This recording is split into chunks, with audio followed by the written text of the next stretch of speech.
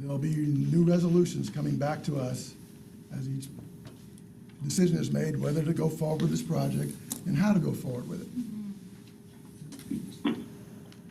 Mr. Roberts. Mr. Chairman, I agree with my colleague from St. Petersburg that there are serious concerns about how this may move forward, and that's why when I made the motion, I indicated that I hope that it would come back before this committee during the study period as well as the PD&E period, because I don't read this as being a final done deal by any means, and that's the reason I made the motion, is to go forward with the study. So does the resolution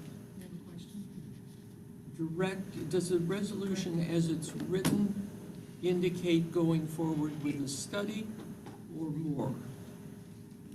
So I'm trying to understand what your motion was. Yes. Well, I guess my answer is that what's been authorized so far, maybe the Secretary can clarify this, what's been authorized so far is a study, which will ultimately lead to a PD&E study, which may ultimately lead to construction. And if that's correct, then we're really just supporting the study to include an envelope for transit. That's my understanding, if that's what your question is. I think I kind of read it the same way, whereas, okay, MCORS is a project, and we all probably take issue with some of the road development and increased sprawl that come along with that. But then I read that, so be it resolved, that TBARTA recognizes this is an opportunity for transit, and that's what we do. So let's identify this as an opportunity to expand or make sure that transit is available or part of that project. The other pieces, like Bill, you say with the PD&E and all that, would be opportunity to weigh in, and whether we have control to stop the, road only or transit only, that's down the road. So that's how I feel that this is. If I'm misrepresenting that, I also hope that the Secretary maybe speak up or whomever, but that's my comment. Rob. Well, that was what I don't follow where it's saying move forward with construction. So, and I'm obviously I'm just reading this. So when I went through it and read it, I don't see where we're doing it. It looks to me as we're all we're doing is saying here's who we are, here's what we do. We see it as an opportunity for potential transit, and then by modifying it's the section over here talks about the study and doing a study for the three different sections, and then to Mr. Roberts' point, the now therefore section is where we actually modified to say to support what this group does, is that it's part of a transit, and we see an opportunity to include that in there. I don't see anywhere in here that says move forward past the study. So I'm asking if I'm missing it. I want to see why that would be considered. Mr. Henyon. I like what David has done over there about it coming back to us after the study. This idea of an opportunity for transit is nothing. We want a commitment. So we want this to come back to us again so we can reevaluate it. We're going round and round on this, and maybe that's really where we need to end up. I know Travis had some serious objections up there too. Yeah, thank you, Chair. Yeah. Travis Norton, Pinellas County here. Want to echo Mr. Goodwin and Mr. Henyon what they said. One thing is Dave Goodwin knows I had worked for the St. Pete Chamber, and we have many resolutions that we work through on transportation. And I've got to tell you that there's never been a case where an agency or anyone's come to us, we passed a resolution, they came back and said, hey, look, we want you to evaluate this study even more. It moves on. So this is final, at least in my experience. Second of all, too, with this one, it's still, the whole resolution as it's worded, it still does not fall within transit. It's mostly focused on transportation. And I'll tell you one example was when we had FDOT come to us about the Howard Franklin Bridge to get our approval on Tampa Bay Express project. We, of course, had reservations at the chamber about them taking away a lane, but because of just like, hey, we support this overall premise, we'll move forward with it. Well, later on, it came that hubbub about taking out the lane, all those things that we had said in that committee about our reservations, because we had already moved forward with it, supporting it, got pushed off to the side, and it was, so all the things that we're saying now about our concerns about transit will just get pushed off to the side later on, just like when we did the chamber resolution on the one lane, because we had already had passed a motion that we supported it, and that's my concern. If we support this, then later on, when we do have reservations, they'll go back and say, well, you already passed a motion to support this. So it's hard to go back. It's very hard. So, in all my experience and moving forward with resolutions. Can I say something? Sure. Sure. Well, so we're talking about, the statute talks about economic feasibility, because it's a toll road, there's a feasibility test. So we started off, why are we talking about roads? You're a transit agency. Now we're coming back into reevaluating motherhood and apple pie, which is that it's not your purview, right? If you're a transit agency, that's not your purview. I think what you ought to focus on is to say, this is the statute, there's a lot of other parameters in the statute that DOT has to go through. There's some of these stretches of the road may not be economically feasible, may not meet the feasibility test for turnpike. Well, then they won't be building, right? That's not a transit authority's role, right? Frankly, if I was the secretary, I'd say that's none of your business, right? So all you have to what you want to be very strong in communicating is that you're not advocating for building it or not building it, but if all else fails and this corridor happens, then these are the things that from your transit perspective needs to happen. So where would we put that in this? I think that's the resolution, that's the. Well, that was what we were talking about where we're at. I think we're getting now sidetracked into, the feasibility and the analysis of I-75. Well, with no disrespect, I would ask you then, are you a transit agency or a transportation authority? So I think I understand the concern that, hey, somebody's going to force feed that. All of those are already spelled out in the statute. It says it's got to meet the economic feasibility test. There's an economic feasibility test for turnpike projects, and those have to be met. There's question about whether the entire corridor is going to meet that. So I would just say that I would not. I guess the concern is by you supporting some sort of resolution, you're tacitly approving more road construction. I respect that. I respect that viewpoint. Well, don't approve or not approve that. There's a lot of other things that go into play whether that'll happen. What you're saying is at the end of the day, these corridors are going to get built because it meets the feasibility test and meets all this traffic diversions and stuff. Your main objective is, if these corridors are built, then you want to make sure your transit envelope is provided for, and that transit and alternative transit solutions are provided for in these corridors where it's feasible or practical, right? That's what you want to drive. If you stay silent, right? So let's take the contrarian viewpoint. You say, oh, we don't like it. We're going to pass a resolution that we don't like it, and you're not talking about transit. And lo and behold, some sections of this roadway get built, and there's no transit accommodation made. Okay. Thank you, Mr. Secretary. That's not what you want. Let me try to get this to a conclusion. And let me do that in the following manner.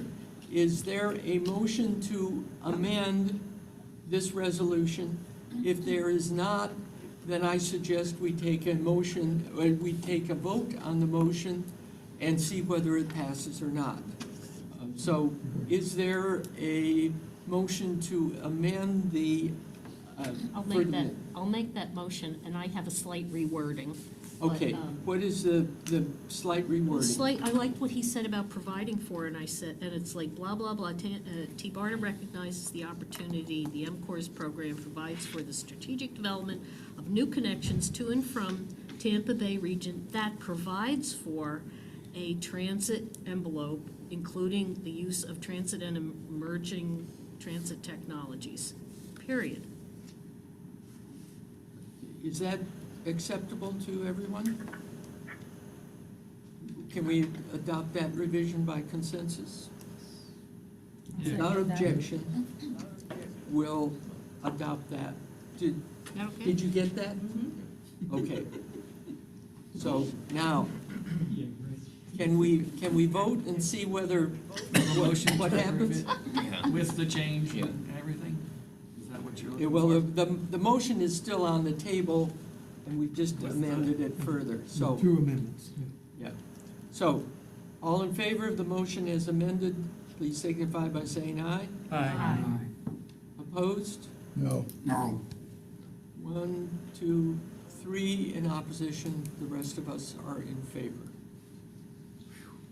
Okay, thank you, Mr. Secretary. I think we have accomplished our mission. Thank you, appreciate it. Right now, so,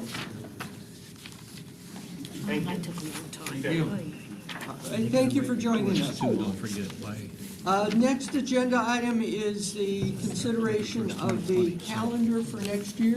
But like, And, Chris? Yeah, this is good, because this one will be really short, I think. Basically, the TBARTA board approved the 2020 calendar in October. The CAC will continue to meet every 2 months, and the next meeting is February 12th, 2020 here at PSDA. So that's all I have. It's informational. Well, it would be, we really need a motion to adopt it. Oh, Or approve. I'll to adopt. make that motion. I'll Okay, second, whichever way. okay. I'd like to make Motion- a comment during Yes. discussion. I'd like to, first of all, I'm very happy to see that you guys have us up in Pasco once next year. Maybe twice next year. The problem is the venue. If you can find me a venue that I'll work on more that. accommodating.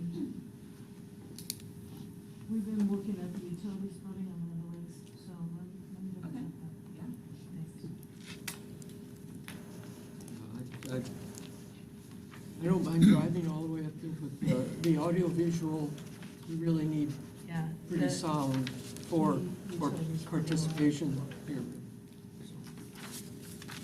So we'll, We might even be able to do that for your October meeting if that is a request. Yeah, I mean, I can always change the location. Yeah, I'll do that. Perfect, thank you. I didn't mean to hold up your bedroom, sorry. so, we have a motion and a second, all in favor? Aye. Aye. Okay, great. Information and announcement items. Part of, Wait a minute, we're missing something here. We have a Regional RRT Rapid. EDD update. I'm sorry. Chairman, if I could though, unfortunately, I need to leave soon, so if we could reorder, yeah, you can wait, I appreciate it. Well, that was what I had in mind. I was hoping for that. Otherwise, I won't get to Yeah, finish, so. yeah, go ahead. I do talk very fast, so I apologize. Natalie King with RSA Consulting. RSA, Ron Pierce and myself have the pleasure of representing TBARTA locally and legislatively in Tallahassee. So we wanted to give you a quick update on the activity that we'll be moving into the legislative session for 2020 with. We have two components. One is our legislative funding appropriations request. As you all probably are aware, last year we received, for us, a historic $2.5 million appropriation. $1.5 million of that was our ops and administrative funding, and we received $1 million for the study and development of transit innovations. And so that was definitely something we were very happy about, and we are now pursuing, again, the $1.5 million ops and administrative dollars. We are partnered with Representative Jackie Toledo out of Tampa and with Senator Brandis out of Pinellas to move that forward this year. Excuse me. Additionally, we have a legislative policy bill this year.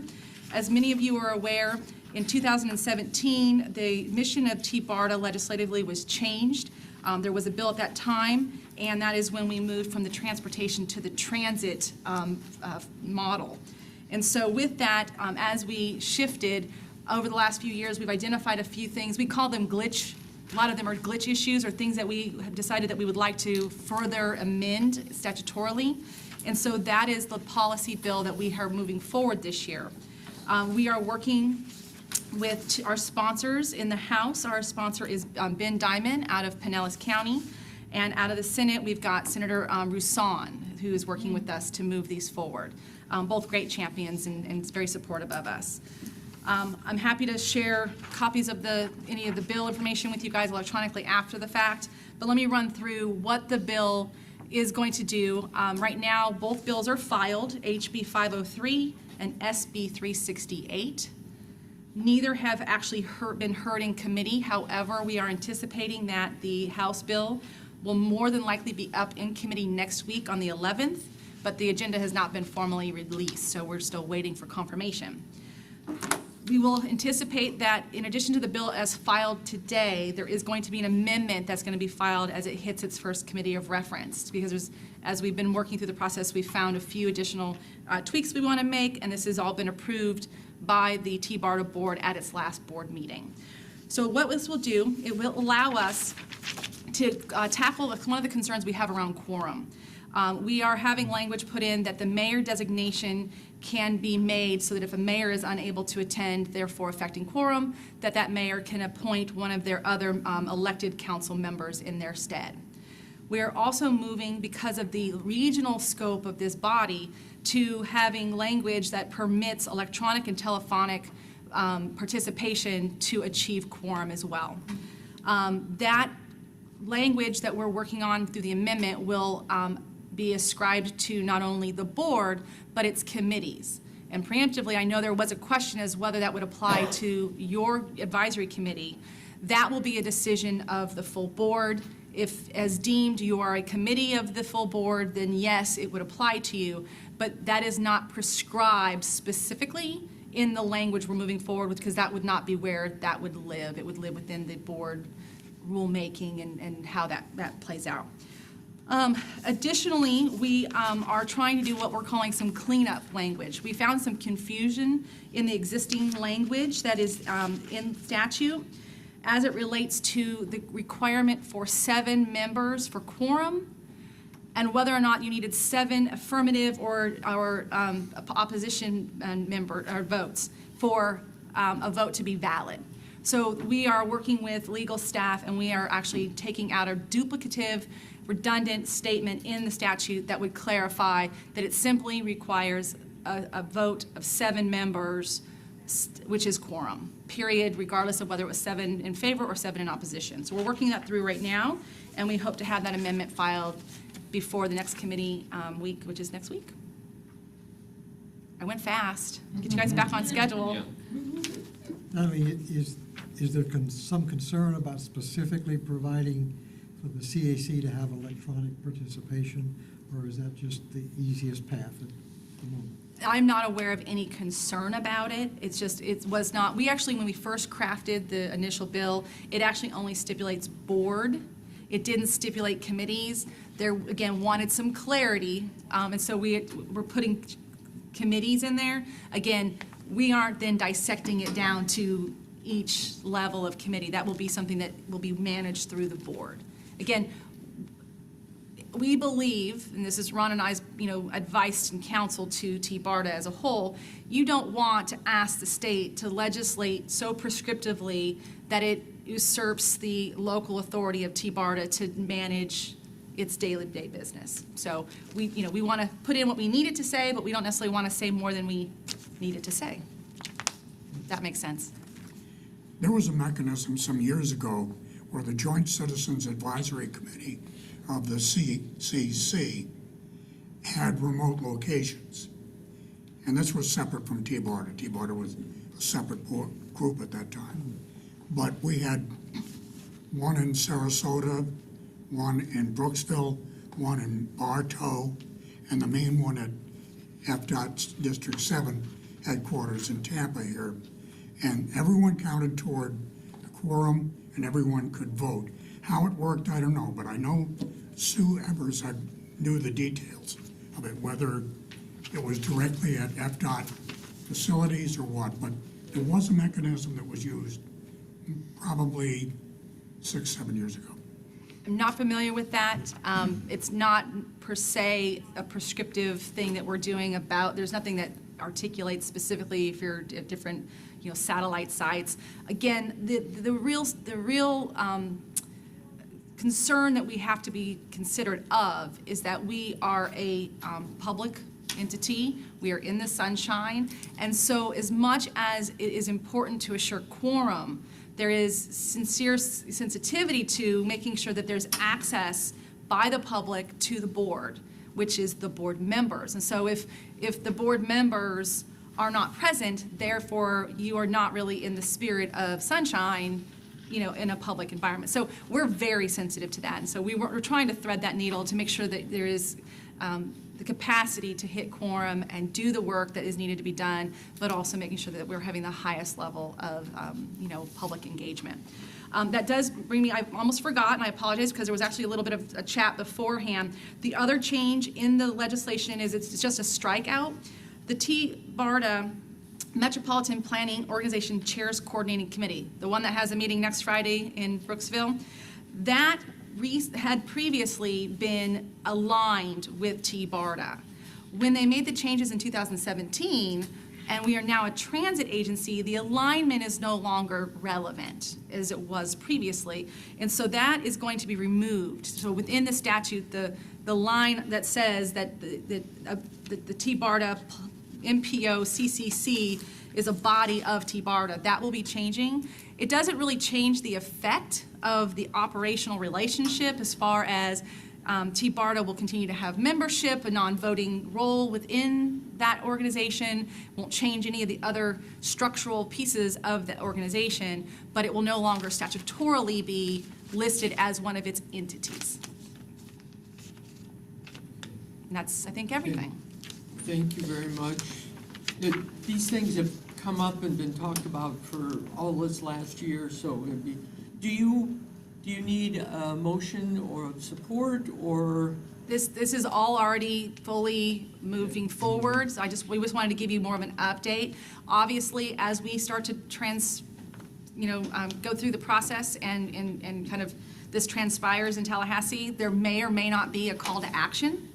I think that will be the most appropriate role, is as we get into the thick of this, there may be outreach that we need if we find that we're running into a barrier, if there's a legislative member that we need to make sure who's on a specific committee is hearing from the local community.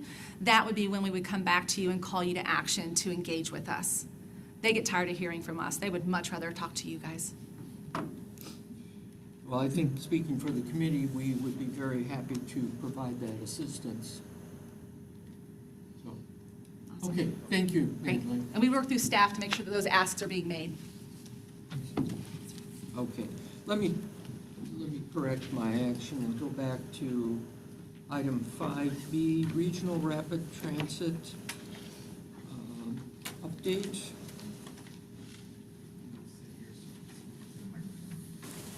Great.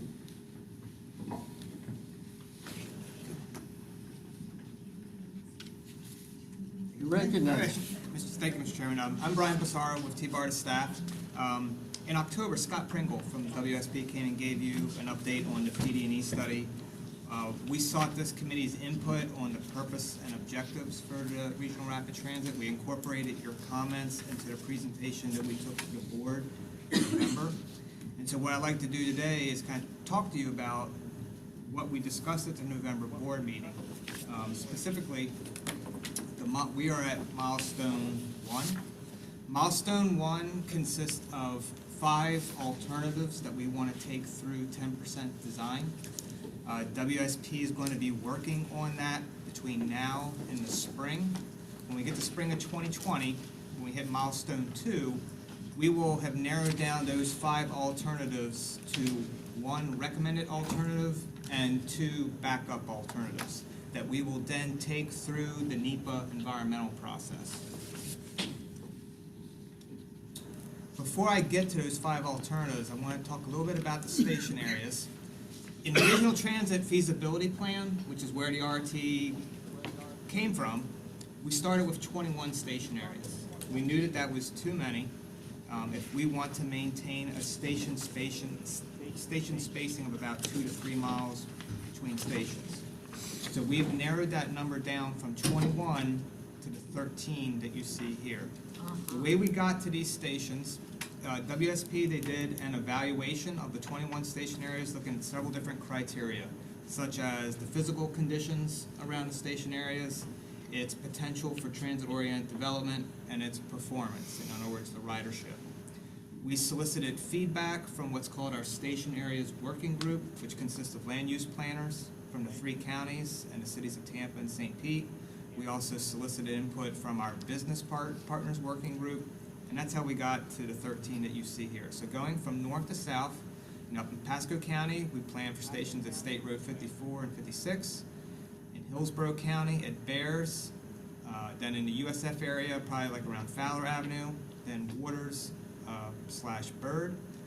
The Tampa Seminole Heights area, we're still working out where exactly we would want to put a station in that area. Then in downtown Tampa, Himes Avenue and West Shore, going across the bridge to Pinellas, stations at Gateway Carillon, 62nd Avenue, Tropicana Field, and 4th Street. Oh, and just one other thing I want to point out. The ones that are, the circles that are in white are the intermodal centers that are being studied by FDOT. That's the difference between the white dots. Those dots represent a 1 mile radius, so we have not narrowed it down to a specific parcel yet. So the station could be located anywhere within that 1 mile radius. A couple terms that I need to define first, because they'll be important for our discussion here in a second. Florida bus on shoulder. What I mean by a bus on shoulder is this is a bypass lane for the buses on the highway. The buses would be allowed to use the shoulder lane on the highway if speeds in the general purpose lanes drop below 35 miles per hour. There are several other areas in the country that have been allowing this, and this is something that we're looking at for this project. A business access and transit, or a BAT lane. This is a bus lane, but other vehicles are allowed into the lane to turn into driveways for businesses or turn at intersections. And then you have freeway dedicated BRT lane. This is a dedicated lane for the BRT that occurs within the interstate footprint. It could be on the inside shoulder or the outside shoulder, but it's a dedicated bus lane that they would have available all day with no speed limitations.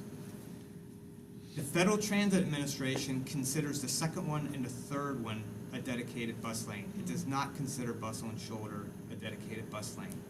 The reason why this is going to be important, we want to apply to the Federal Transit Administration for money through what's called their Capital Investment Grant Program. There are 2 pots of money that they have. One is called New Starts, one is called Small Starts.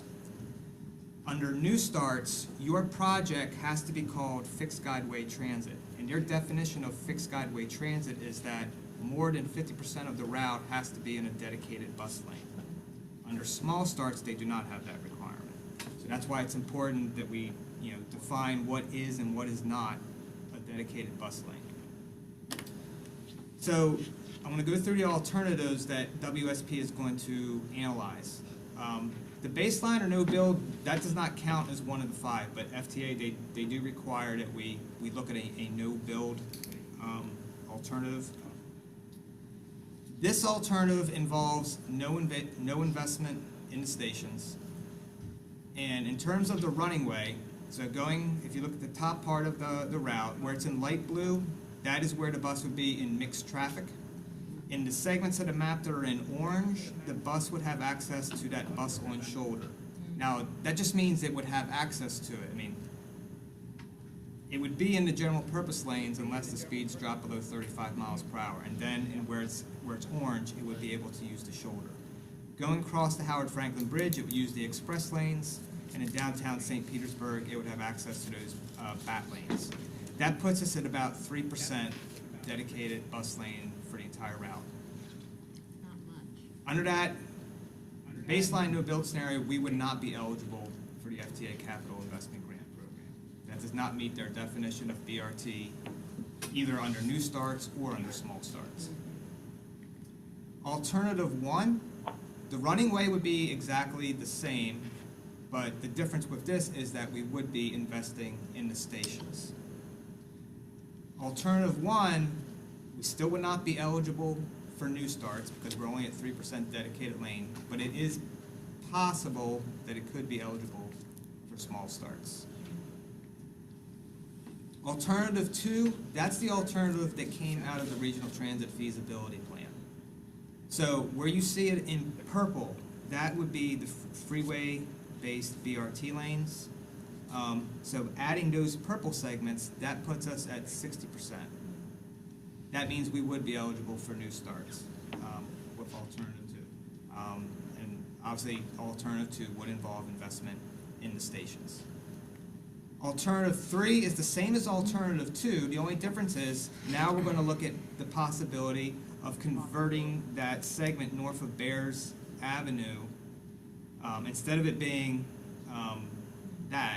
being a completely freeway BRT lane. Alternative 4 is similar, only now we're looking at doing that on the Howard Franklin Bridge. So when the bus goes across the Howard Franklin Bridge, instead of being in the express lanes, it would have its own dedicated bus lane. And then the final alternative, Alternative 5, we're going to look at, like, how much would it cost to do it 100% dedicated. So that's where we are. This is what's going to keep WSP occupied between now and the spring, looking at these 5 alternatives. We do have some workshops this week and next week. On Thursday, the 5th, we're going to be up in Pasco County. We'll be at Pasco Hernando State College from 4:30 to 6:30. Doing it's basically just it's an open house. We'll have some poster boards there. So that's December 5th, 4:30 to 6:30. Pasco Hernando State College. And then next week, December 10th, and again, all of these are from 4:30 to 6:30 in the evening. Next week, December 10th, that's a Tuesday, we'll be at in the West Shore area at Corporate Center 3 near International Plaza. And then on Wednesday, December 11th, we'll be here at PSTA. And that's all I have. I'll be happy to take any questions. Are there gonna be more workshops? Yes. As we get further into the design, we're also going to be doing what are called charrettes, where we're going to be soliciting feedback from the public on how they want the stations to look. So yes, there will be more workshops. I point where I'd let you do. Well, Bob, Could you, or Bill? could you go back to Alternative 4 on the slide? It appears to me that although this adds the Howard Franklin Bridge as a dedicated roadway, it eliminates some of the portion from Barris up to Wesley Chapel. Am I interpreting the slide correctly? Eliminating. Because the preceding slide showed, yeah, there you go. Can we get the microphone closer to the gentleman speaking? We'll ask Bill to speak up a lot, because he's way down there. The question... My question, Michael, was, in Alternative 4, does that eliminate some of the dedicated BRT lane between Barris Avenue and Wesley Chapel? Okay, so I think I can answer your question. So if you look at Alternative 2, which is what came out of the RTFP, and I guess I don't think it would be too risky to say that that's, I don't want to say that that's the preferred alternative because we haven't done the analysis yet. But there's already been a lot of research done on that particular alternative. Okay, so you see what we have up in the northern section in Pasco County. So in Alternative 4, it's that area up in the north part of Pasco County, that stays the same as it was under 2. It's just that under Alternative 4, the bridge becomes a dedicated bus lane instead of operating in the tolled express lanes. That's the only difference. No, the leg from St. Petersburg downtown connecting to the Howard Franklin Bridge is also shown in this slide as being dedicated. If I'm reading it correctly. Yeah. So the changes from 2 to 3 are just the portion that you got circled right there? Yeah, that's what the slide is trying to show. The only thing that changes from alternative two to the other ones is the circled area. Everything else stays constant. But In other words, three, alternative four is not, they're not incremental, it's. Yeah, we're not, it's- okay, yes. It's, it's not. it's We're a, not like building one on the other. It's, the alternative 3 and 4 in their own build off of alternative 2, but not, I don't know what's the word I'm looking for. they're not successive. They're not cumulative. Cumulative, that's the cumulative. word I'm looking for. Well, they're about the same percent. They're close to the same percent. One's 80, one's Right. 85.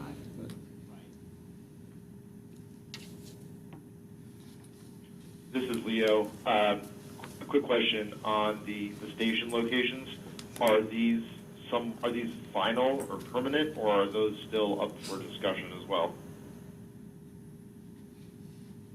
In terms of, we haven't narrowed it down to a specific parcel, but I think what your question is it possible that any other station areas would be added at this point? Is that the question?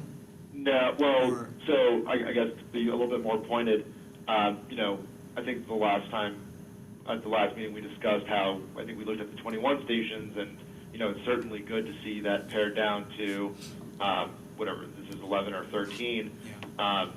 I still think, from TBARTA's perspective, right, as a inter-county organization, having the Bears, USF, Waters, Tampa Seminole Heights, Downtown, Himes, and West Shore, that still seems like a lot if the goal of this transit option is to get people between the counties.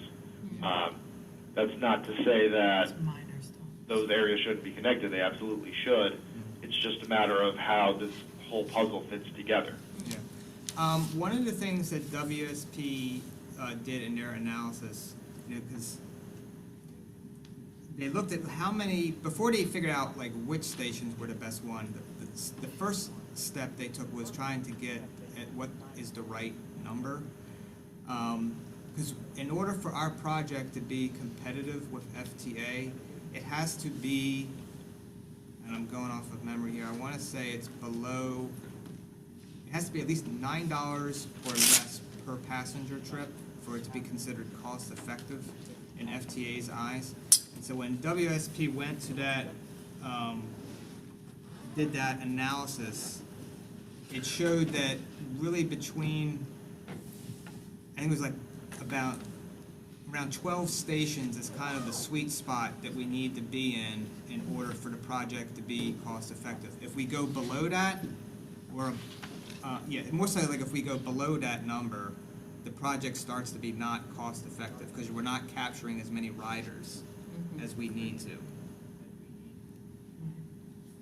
Does that take into account the possibility of increased bus service within Hillsborough so that, for example, if you keep the two Pasco stops and then just looking at the map, right, just I'm not saying that I'm advocating for this, but Bears and then downtown and then West Shore, that, transit, local transit riders within Hillsborough could get to those stations. Is that taken into account at all? Yes, because actually, when WSP looked at where the riders were coming from, as you get closer to downtown, the ridership at the stations was actually less. The projected ridership was less than what it was, like if you were looking up at Bears or USF. And it turns out the reason why that is because the local transit service coverage is pretty good. As you get closer to downtown, there's no reason for anyone to hop onto the RRT. Whereas when you get further north in the county, now you start to attract that commuter shed of people that are traveling longer distances. So it was good to see those results, to know that we're not duplicating local service that HART is providing or taking riders away from their service. The other thing that I think it's important to point out is that while we may have, say, like one core route that hits all of the hits all of the stops, there's no reason why we can't have variation with other routes that say don't stop at every single one of those stops, that are more of like a limited service route. Yeah, I mean, ultimately, I would, again, from TBARTA's perspective, I would think, you guys would look at getting people, look at the demand from getting people from Pasco to Hillsborough, Pasco to Pinellas, and then Hillsborough to Pinellas, and then vice versa, right? So as long as, I think your point about routes and variability, different routes makes a lot of sense. And then just one last comment before I guess, listen a little bit more. To the same point, looking at the alternatives proposed, it seems like, again, if the purpose is to streamline transit between the counties, it seems like alternative 3 makes the most sense, because to have this stretch crossing from Hillsborough to Pasco, where it's going to be operating in mixed traffic, I mean, my office is located on Bears, and I don't travel up to Wesley Chapel and Pasco often, so I don't know what the traffic is up there. But if the goal is to move people between the 2 counties quickly, I just don't see how not doing freeway BRT lanes here accomplishes our goal. Not doing them accomplishes the goal. No, you don't see how not doing them. Yeah, in other words, we need to have the We need to freeway have- lanes to be effective in this area. Okay. Correct.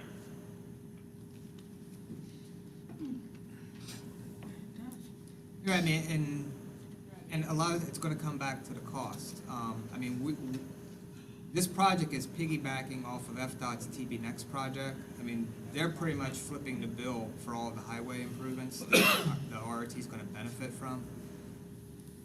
Alternative 3 would be adding to that cost.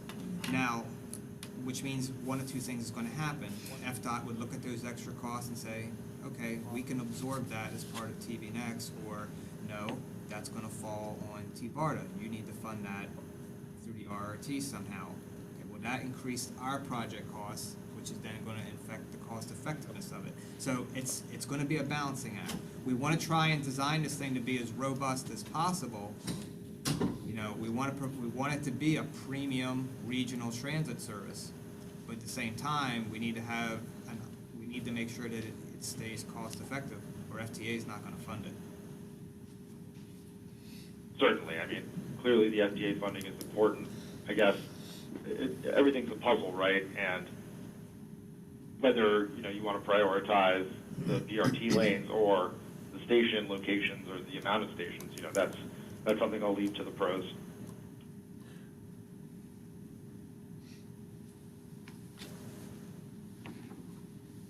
Okay. Anything else, Chris? Any other questions from the group? Yeah, I have a question about the stations. Are they going to be parking lot type stations? I will tell you that context-sensitive design is going to be an important part of the station design. I mean, certainly we have to provide, if we're trying to attract commuters to this, we got to provide them parking. That doesn't mean that every single station is going to have the same amount of parking. I mean, say, for example, a station in the Seminole Heights area, I can't imagine that the residents of that neighborhood would want a huge parking facility in Seminole Heights, whereas maybe up in Wesley Chapel, where it's more suburban, Right. I mean, it would make more sense to have more parking. Yeah. And you could definitely get parking at, Tropicana. There's already parking there. Bill? Would alternative 3 or 4 satisfy the gold standard interpretation or classification of the BRT? Because this committee has gone on record supporting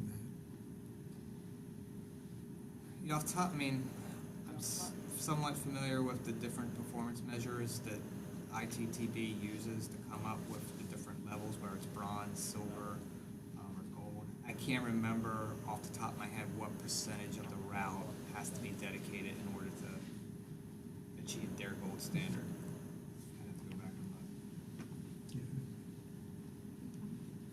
and look. If I recall, I seem to remember that with, and yeah, this was the alternative that came out of the RTFP.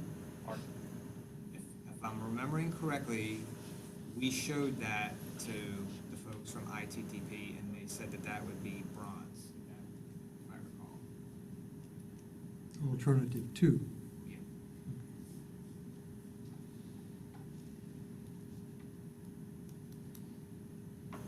Rick? Another question about the stations and with regards to exiting and entering the dedicated right-of-way, or also getting into mixed traffic on a local road to get to the station. How has that been discussed during the design? Well, that's something we're just now getting into. It's one of the question we'll have to answer for every one of those station areas is, okay, is this station going to be an inline station, within the interstate, or is it going to be an offline station where the bus has to have, perhaps it has its own direct access ramp to get it on and off of the interstate quickly. Mr. Chair? Yeah. So about the stations as well, the design, are you allowing for like facilities at these stations, such as possible electric plug-in, spots, or restrooms, or any other type of facility at the stations? Yeah, sure. All of that. All of it. Taken into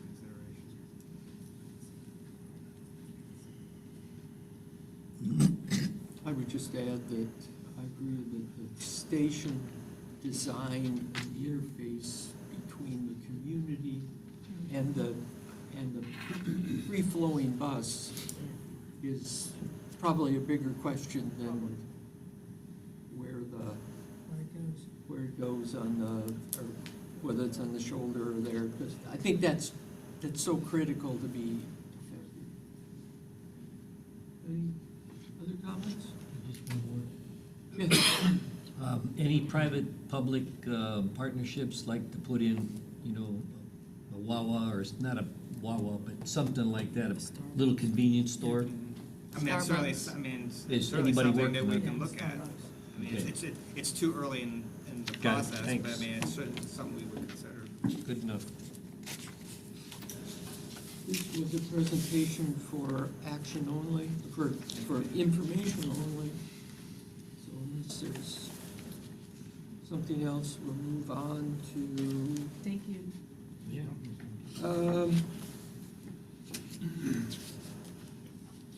I've got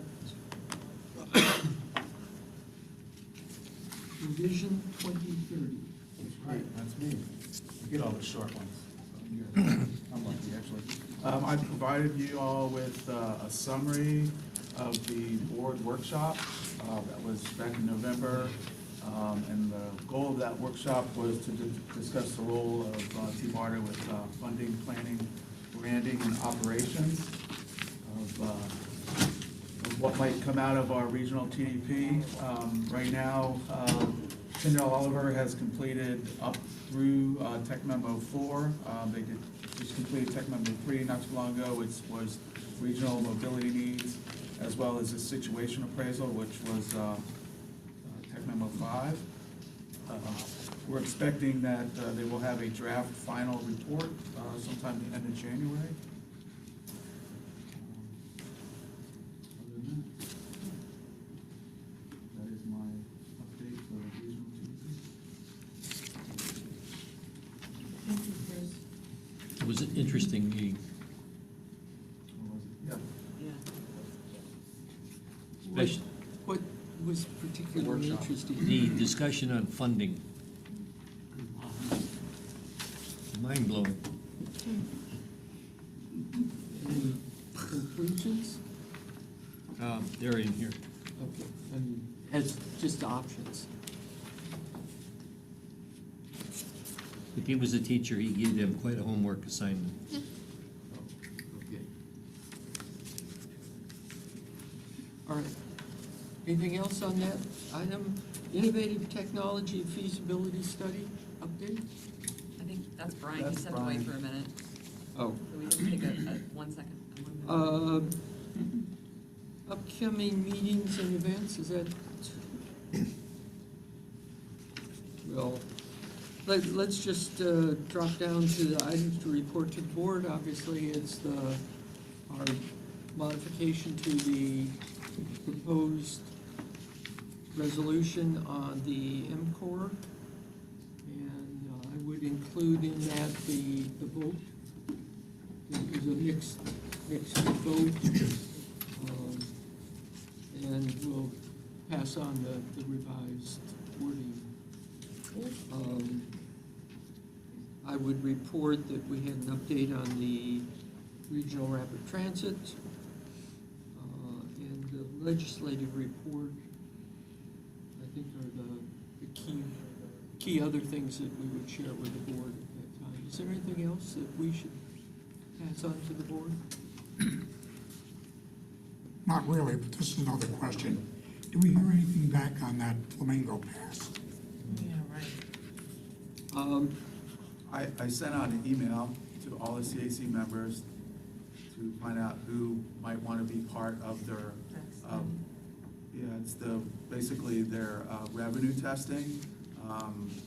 So I believe they'll be beginning revenue testing the end of January.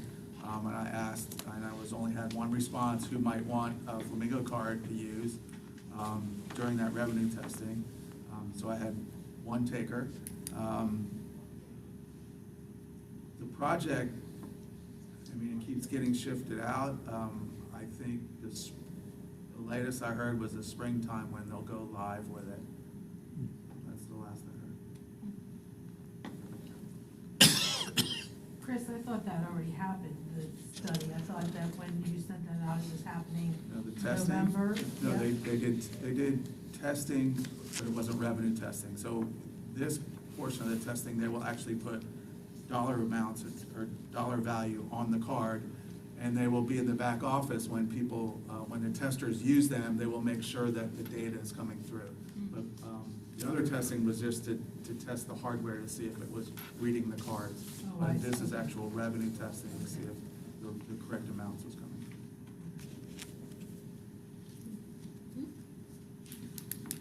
So we only have one taker on the test. Is there anybody else that would be? What is it? It's not too late, is it? Is it too late?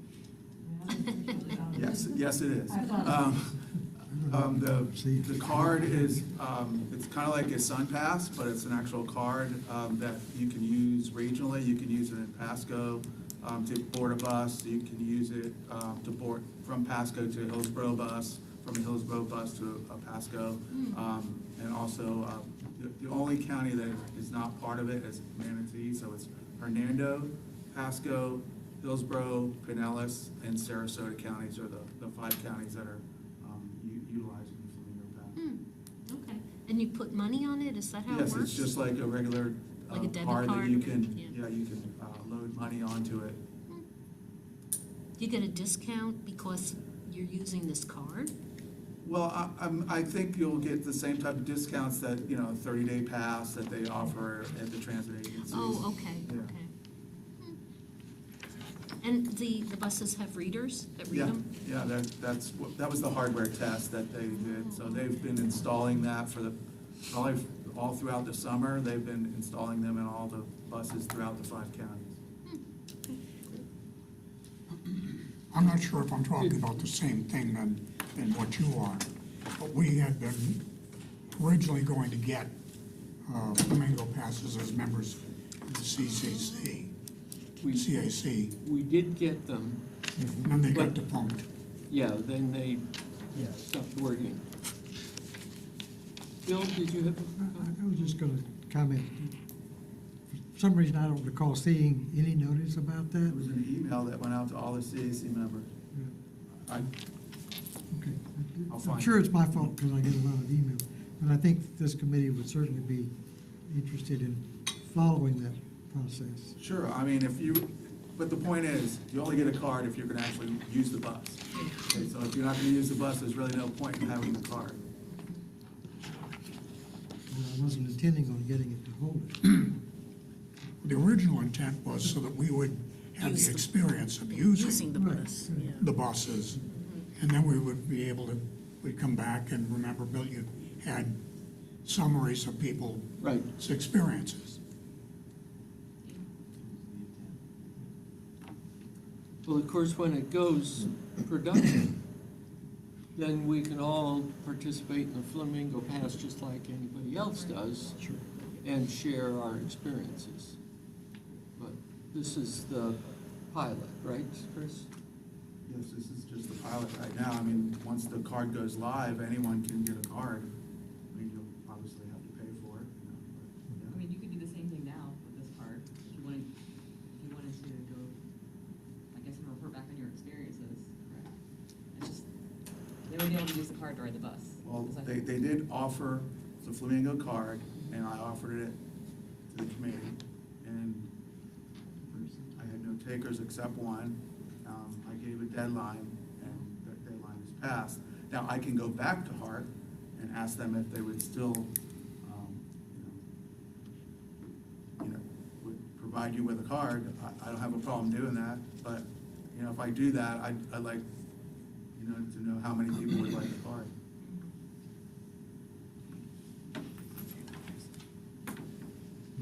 Nobody uses the bus.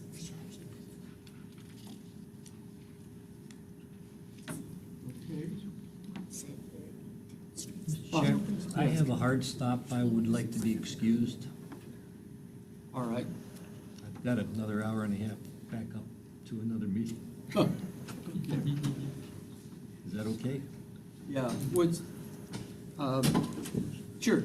Yeah, I mean, this isn't indentured servitude. You can- Hey, Merry Christmas, everybody. Thank you. You too. Hey, Really. Brian, did you want to do a brief update on the innovative technology Take care. feasibility? Sure, the legislature gave TBARTA a $1 million earmark to study innovative transit technology. We're using roughly 220,000 of it right now. For WSP, who is our general services consultant, to do a high-level feasibility study with 3 technologies. One is, Oh, there's just an update, there's no presentation. I think you meant on version 3. Okay. They'll be doing a high-level feasibility study of 3 technologies, aerial gondolas, Hyperloop, and air taxis. The scope of work calls for 1 year to complete the study. Right now, they're in the midst, they just started last month. We had our kickoff meeting in November. They're in the midst of doing a literature review. But they'll be doing a literature review, they'll be doing interviews with manufacturers. They're going to be reviewing any state and federal regulations that would apply to these 3 types of technologies. What do you have to comply with? And then wrap it up into a report. That's the update.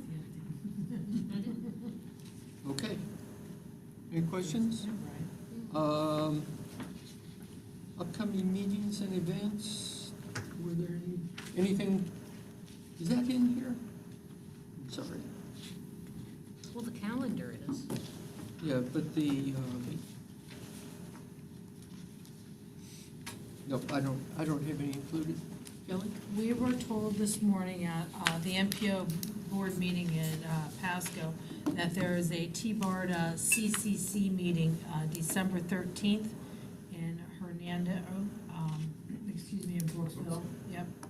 And it's from 10 a.m. to 2 p.m. If you get online, there's a box lunch that comes with it, so you can order it or just attend without the lunch. And they're gonna be going over all those corridors. They only meet twice a year, so they won't meet again until next summer. Any other future, new business, committee discussions? Future meeting subjects? I think we're down to adjournment. Without objection, I will adjourn the meeting. Thank you, sir. Thank you Chairman. all for coming. I'm just so thrilled that we have a quorum each time. Your attendance is important, and today we really had something we got our teeth into, Yeah. and it was a very useful discussion, and I look forward to more meetings like this. Thank you. Mr. Thank Chair. you. Happy holidays, everybody. Yeah. Goodbye. Next meeting is in February. Drive back safe. Thanks.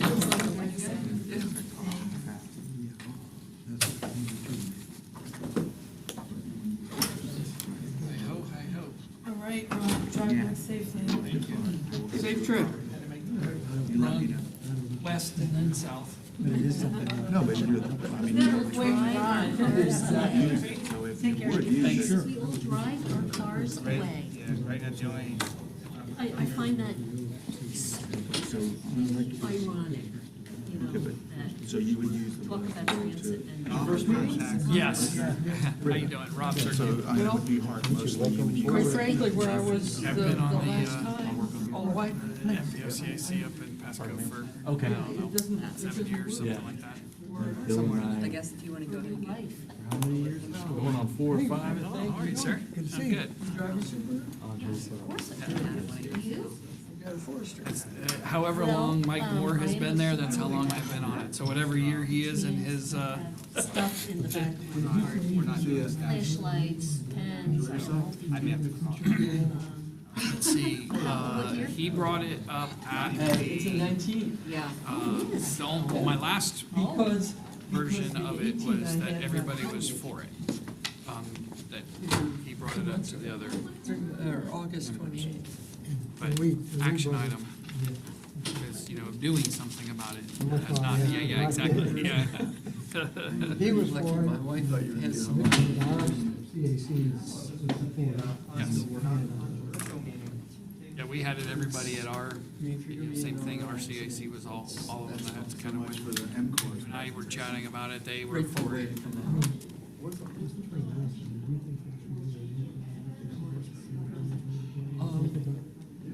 Her current status is, she used to have distance I mean, we vision. talk about it all Now the she time. has. Like, I mean, like, whether you're in the room or not, that's what we're talking about, so, I mean, we don't all talk about it, yeah. It seems to me that, You singled yourself. Yeah, yeah.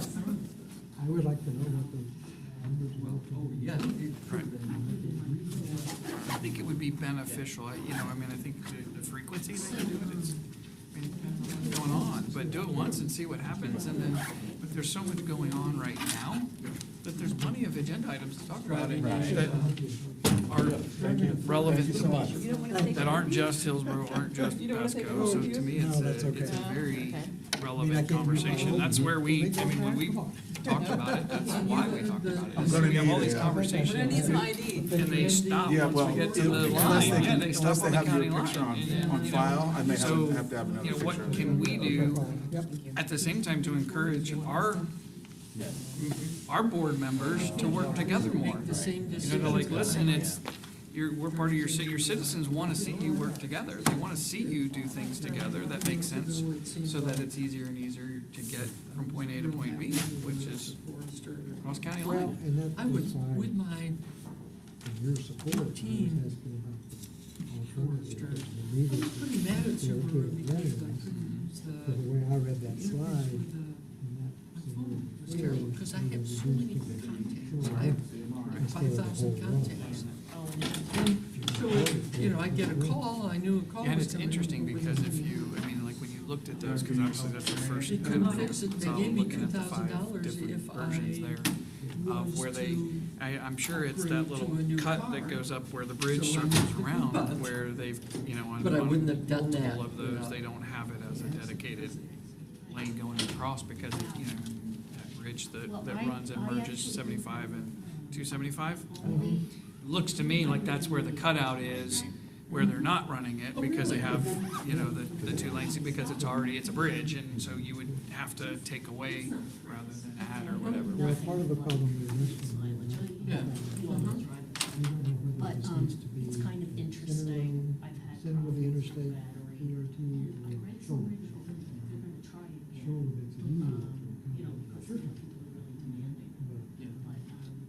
drove a, it wasn't far. Oh, and I know they, from a station standpoint, where they talked about was the hospital, which frankly, in, where I'm at 56, frankly, isn't close. I mean, that traffic, yeah, that's not an on and off. Now, I mean, the hospitals, they're really, yeah, you know, they're willing to do it, but is it, to me, again, the conversation of, does that really make sense? Because, I mean, yes, you have, you know, the diverging diamond is gonna be there to help, but that part of traffic is brutal. And only gonna continue to get more and more. Correct. Yeah. And when you come off, again, that's the same thing. I at one point for us up there, I wanted to see if they could extend kind of the right turn side of that exit as you come off where 275 and 75 merge. When you get off on 56, that exit right there, a large part of the traffic wants to turn right.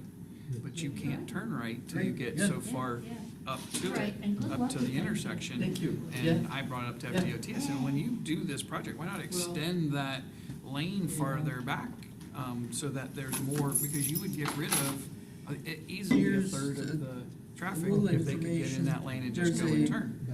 A website here. Because the left turn that if lane, you although it's were popular, I to mean, a lot of that, and choose it's to only make gonna a continue to get more now that contribution 56 punches all the way through. One of my really best friends just decided she's gonna run for council. And with the extension of 56 and all that went through, that only is gonna add over the, you know, it's only gonna continue because now it becomes an east-west corridor all the way to, over into Zephyr Hills and all the way, you know, it's gonna continue that to make it so much easier, so.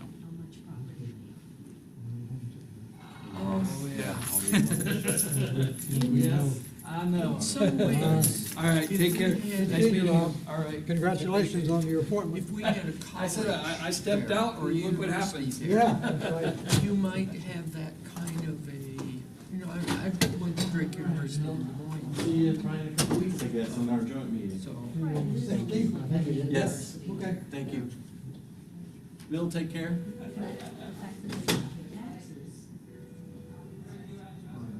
Good. Nice. Campaign, there's a way to contribute to, first time musician before, so I'm sorry. If you would consider, I hate asking people for that. Yeah.